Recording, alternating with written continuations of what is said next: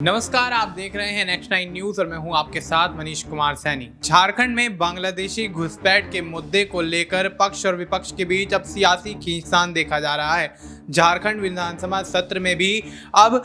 बांग्लादेशी घुसपैठ के मुद्दे को लेकर कहीं ना कहीं हेमंत सोरेन की सरकार घिरती हुई नजर आ रही है और तमाम विपक्षी पार्टियां उन पर आरोप प्रत्यारोप लगाती हुई नजर आ रही हैं। भारतीय जनता पार्टी की तरफ से चंपई सोरेन और बाबूलाल मरांडी कहीं ना कहीं इस मामले को लेकर आवाज उठाते हुए नजर आए और चंपई सोरेन तो अब ये भी कहते हुए नजर आए कि बांग्लादेशी घुसपैठ के मुद्दे को आगे भी इसी तरह से उठाते रहेंगे और इस मामले को लेकर पूरे राज्य में सियासत काफी ज्यादा गर्माती हुई नजर आ रही देखा जा रहा है। जिस तरह से हाल ही में इंडिया गठबंधन ने 56 सीटों पर झारखंड विधानसभा चुनाव में बड़ी जीत हासिल की और उसके बाद एनडीए को एक बड़ा झटका लगता हुआ नजर आया। एनडीए वहीं 25 से 26 सीटों पर सिमट कर रह जाती है और उसके बाद से कहीं ना कहीं इंडिया गठबंधन की जीत की चर्चाएं चारों दिशाओं में शुरू हो जाती हैं। हेमंत सोरेन के शपथ ग्रहण समारोह में इंडिया गठबंधन का शक्ति प्रदर्शन देखने को मिलता है और उसके बाद से अब झारखंड विधानसभा सत्र की शुरुआत के बाद से ही कहीं ना कहीं एक बार फिर से राजनीतिक माहौल फिर से गर्माता हुआ नजर आ रहा है। इस मुद्दे पर चर्चा करने के लिए हमारे साथ हमारे वरिष्ठ सहयोगी अमन सर मौजूद हैं। सर, बहुत बहुत स्वागत है आपका। सर, किस तरह से देखते हैं झारखंड में हेमंत सोरेन ने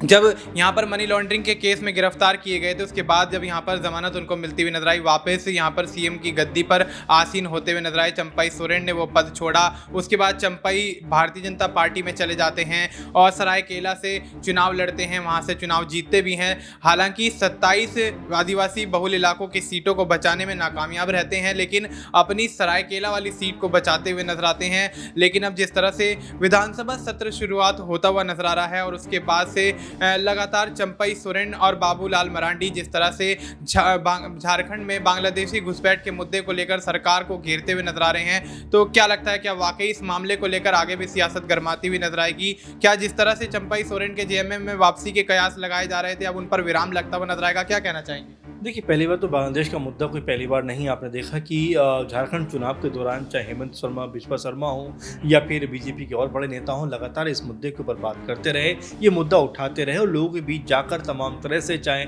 मुस्लिमों को लेकर बात हो या मुस्लिम नामों को लेकर बात हो, इस मुद्दे के ऊपर ज़ोर शोर से ये बात कहते रहे कि ये लोग अब आपकी बेटियों को भी ले जाएंगे या उठा ले जाएंगे, इस तरह की बातें कहते हुए नजर आए। लेकिन उन सब का फ़र्क जो है चुनावों में बिल्कुल भी पड़ता हुआ नजर नहीं आया। आपने देखा कि बीजेपी ने भरसक कोशिश की और लगातार प्रचार प्रसार किया, ताबड़तोड़ प्रचार प्रसार किया, लेकिन उन सब के बावजूद भी झारखंड के अंदर बीजेपी महज 20-21 सीटों पर सिमट जाती है और अगर उनके गठबंधन की बात करें तो 23-24 सीटों पर सिमट के रह जाता है। तो ये अपने आप में बताता है कि जिन मुद्दों के सहारे बीजेपी ने राजनीति झारखंड में की, वो मुद्दे जनता को क्लिक नहीं किए। जनता ने कहीं ना कहीं उन मुद्दों को नकार दिया। अब यहाँ से बीजेपी को एक नई प्लानिंग के साथ में कह सकते हैं कि जनता के बीच जाना चाहिए, नए मुद्दों को रखना चाहिए। झारखंड के जो समस्याएं हैं, जनमानस की समस्याएं हैं, उन मुद्दों को जो हेमंत सोरेन सरकार के सामने रखना चाहिए। लेकिन फिर वही जो कह सकते हैं कि पुराने मुद्दों को लेकर अगर आएंगे तो उन मुद्दों को लेकर मेरे ख्याल से बीजेपी को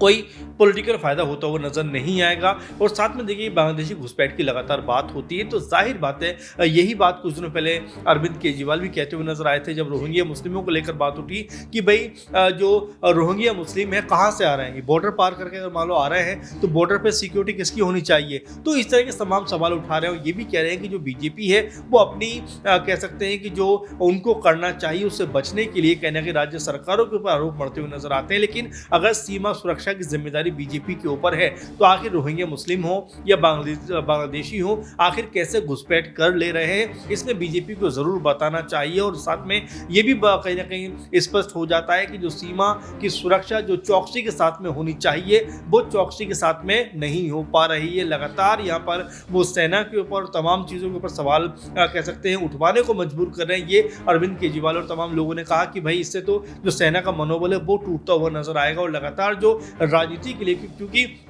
जी झारखंड जो है वो डायरेक्टली किसी देश के साथ में उसकी सीमा लगती नहीं है, तो ऐसे में सिर्फ ये कह देना कि घुसपैठ आ रहे हैं इधर और ये जो लोग हैं अंदर घुस जाते हैं, तो ऐसे में बीजेपी को ये बताना चाहिए कि भाई घुसपैठ हो रही है तो आखिर वो कहाँ से हो रही है, क्यों हो पा रही है, क्योंकि सीमा तो हमारे हाथों में, सीमा सुरक्षा की व्यवस्था तो हमारे हाथों में। अब उसको अगर हम बेहतर तरीके से नहीं कर पाए तो जाहिर बात है सवाल कहीं ना कहीं बीजेपी सरकार के ऊपर उठते हुए दिखाई पड़ेंगे। जी बिल्कुल। तो ऐसे में बांग्लादेश के मुद्दे को लेकर जिस तरह से भारतीय जनता पार्टी, झारखंड मुक्ति मोर्चा और झारखंड की सरकार पर हमलावर है, तो कहीं ना कहीं वो उल्टी खुद ही इस मामले को लेकर फंसती हुई नजर आ रही है, क्योंकि जिस तरह से सर ने बताया कि जो सुरक्षा की जिम्मेदारी होती है वो केंद्र की होती है और केंद्र के हाथ में तमाम मिलिट्री और तमाम यहाँ पर फोर्सेज हैं, वो यहाँ पर उनकी मुस्तैदी बढ़ाकर यहाँ पर कहीं ना कहीं इस घुसपैठ को रोकती हुई नजर आ सकती है। लेकिन देखा जाए तो अपनी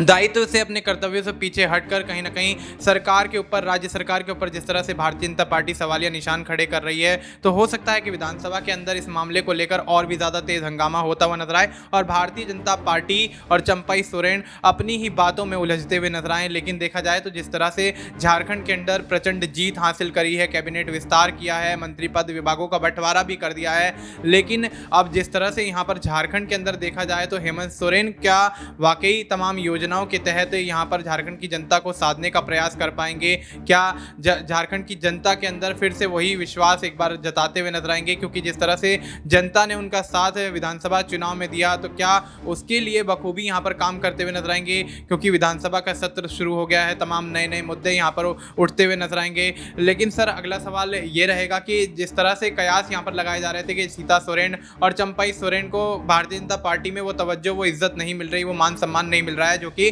झारखंड मुक्ति मोर्चा में एक समय में मिला करता था। लेकिन देखा जाए तो अब चंपाई सोरेन जिस तरह से हमलावर हैं, तो इस क्या ये अंदाजा लगा दिया जाए कि भारतीय जनता पार्टी को चंपाई सोरेन ने और चंपाई सोरेन को भारतीय जनता पार्टी ने पूरी तरह से अपना लिया है? लेकिन अगर इससे इधर हटकर अगर सीता सोरेन की बात करें तो सीता सोरेन काफ़ी ज़्यादा यहाँ पर एक्टिव मोड में जिस तरह से पहले नजर आती थी, अब वो उनका एक्टिव मोड जो है वो कहीं ना कहीं ऑफ होता हुआ नजर आ रहा है। तो क्या लगता है, क्या सीता सोरेन अब भी यहाँ पर ये मन बना के बैठी हैं कि झारखंड मुक्ति मोर्चा की तरफ से ऑफर आए और वो दोबारा से घर वापसी करती हुई नजर आए और उसके बाद तमाम यहाँ पर राजनीतिक जो पहलू हैं उन पर विचार करते हुए अपनी राजनीति को आगे बढ़ाती हुई नजर आए? क्या लगता है? देखिए मनीष, जाहिर बात है कि चंपाई सोरेन बीजेपी में फिलहाल अभी हैं और बीजेपी की बात कहते हुए नजर आएंगे। जब वो जेएमएम में थे तब लास्ट डे तक भी उन्होंने जेएमएम की बात की। तो देखिए जो व्यक्ति जहां पर होता है वो उसकी बात कहता हुआ नजर आता है जब तक उसके साथ में होता है। तो यही बात कुछ चंपाई सोरेन के साथ भी लागू होती है। अगर वो बीजेपी के में बैठे हैं तो यहाँ पर उनका पहला दायित्व है अपनी पार्टी को कहीं ना कहीं, जो पार्टी की विचारधारा है, जो पार्टी का स्टैंड है, उसके ऊपर कहीं ना कहीं चलते हुए नजर आएंगे। और जब तक बीजेपी के अंदर है, बीजेपी की सी बोली वो बोलते हुए दिखाई पड़ेंगे। इसीलिए उन्होंने इस तरह की बातें कही और ये तमाम विचारों को सामने रखा। लेकिन रही बात तवज्जो की, तो वाकई में जो तवज्जो उनको मिलनी चाहिए थी वो तवज्जो नहीं मिली है। और इस बात को बारंबार तमाम जो राजनीति के जानकार है वो कहते हुए नजर आ रहे हैं कि भाई इस उम्र में आके जिस तरह का मान सम्मान के हकदार चंपाई सोरेन है वो बीजेपी में शायद उनको नहीं मिल सकता। इसीलिए बेहतर ये होता कि वो जेएमएम में रहते और जेएमएम में रहकर कहीं ना राजनीति को आगे बढ़ाते हुए नजर आते हैं। राजनीति में अपने आप को जो है कह सकते हैं जेएमएम के साथ ही कह सकते हैं आगे बढ़ाते हुए दिखाई देते तो शायद ज़्यादा बेहतर उनके लिए होता। लेकिन यहाँ देखिए पल पल चीज़ें बदल जाती हैं और जैसे ही मोड़ आते हैं तो कह सकते हैं बिछड़ाव कहीं ना कहीं दिखाई पड़ता है। और यहाँ पर चंपाई सोरेन बिछड़कर बीजेपी में आ गए हैं, लेकिन क्या वो वापसी जेएमएम में कर सकते हैं, इसको लेकर लगातार कयास जो है वो बने हुए। सीता सोरेन की बात करें, देखिए मैं पहले भी आपके प्रोग्राम में कह चुका हूँ कि सीता सोरेन तो हेमंत सोरेन की भाभी है, परिवार का उनका मामला है। आज नाराज होकर बीजेपी में अगर चली भी गई हैं जी तो कोई बड़ी बात नहीं, कल वो वापस अपने परिवार में जाकर शामिल हो जाएं, वापस पार्टी में शामिल हो जाएं। और जिस तरह से देखा भी जा रहा है कि आपने सही कहा कि जो एक्टिवनेस नज़र आनी चाहिए, जिस तरह से सक्रियता नज़र आनी चाहिए, उतनी सक्रियता सीता सोरेन में नज़र नहीं आती। पार्टी की मीटिंग होती है बीजेपी की, उसमें भाग नहीं लेती, दिल्ली चली आती। तो ये तमाम ऐसे जी कारण है, बिंदु हैं जहाँ पर समझने में देर नहीं लगती कि सीता सोरेन बीजेपी के साथ तो हैं, लेकिन बीजेपी के साथ होकर भी वो बीजेपी के साथ में खड़ी हुई नहीं है। और इस बात को बीजेपी भी कहीं ना कहीं भापती हुई दिखाई पड़ रही है। और हो सकता है आने वाले दिनों में यहाँ कोई पॉलिटिकल और कह सकते हैं राजनीतिक तौर पर कोई बड़ा खेल होता हुआ दिखाई पड़े, क्योंकि सत्ता में अब हेमंत सोरेन है, 57, 58, 55, 56 सीटें कह सकते हैं इंडिया गठबंधन के पास यहाँ पर मौजूद हैं। और इस नाते मानकर चलिए बीजेपी के लिए फिलहाल 5 साल तो विपक्ष में बैठा रहना ही होगा। और ऐसे में सीता सोरेन की जो भूमिका है वो क्या रहने वाली है, क्योंकि वो तो चुनाव भी हार चुकी है। तो ऐसे में हो सकता है कि जेएमएम के अंदर उनकी वापसी होती हुई नजर आए। एक तरीके से जेएमएम यहाँ पर जो है अपने पुरानी साथी, यानी कि एक तरीके से अपने परिवार के साथी सीता सोरेन को वापस अपने कुनबे में और अपनी पार्टी में शामिल करे, और साथ में चंपई सोरेन जो अभी तो फिलहाल बीजेपी के सुर में सुर मिला रहे हैं, लेकिन जैसे समय आगे बढ़ेगा हो सकता है वो भी अपनी राहें जेएमएम की तरफ मोड़ते हुए दिखाई पड़े। जी बिल्कुल, तो ऐसे में सीता सोरेन जिस तरह से एक्टिव मोड में नज़र आ रही थी, उनका एक्टिव मोड वो अब कम होता हुआ नज़र आ रहा है। सीता सोरेन की सक्रियता झारखंड की राजनीति में घटती हुई नज़र आ रही है, और कहीं ना कहीं सक्रियता घटने को लेकर ये सवाल उठ रहे हैं क्या जेएमएम में दोबारा वापसी कर सकती हैं, और अगर वापसी करती हैं तो वाकई भारतीय जनता पार्टी के लिए बड़ा झटका होगा। बात रही यहाँ पर चंपई सोरेन की, तो चंपई सोरेन भी अभी किसी न किसी तरह से बांग्लादेश की घुसपैठ के मुद्दे को लेकर सरकार को घेरते हुए तो नजर आ रहे हैं, लेकिन आने वाले समय में चंपई सोरेन की क्या भूमिका इसी तरह से बरकरार रहेगी, क्या इसी तरह से एक्टिव होकर विधानसभा में वो जो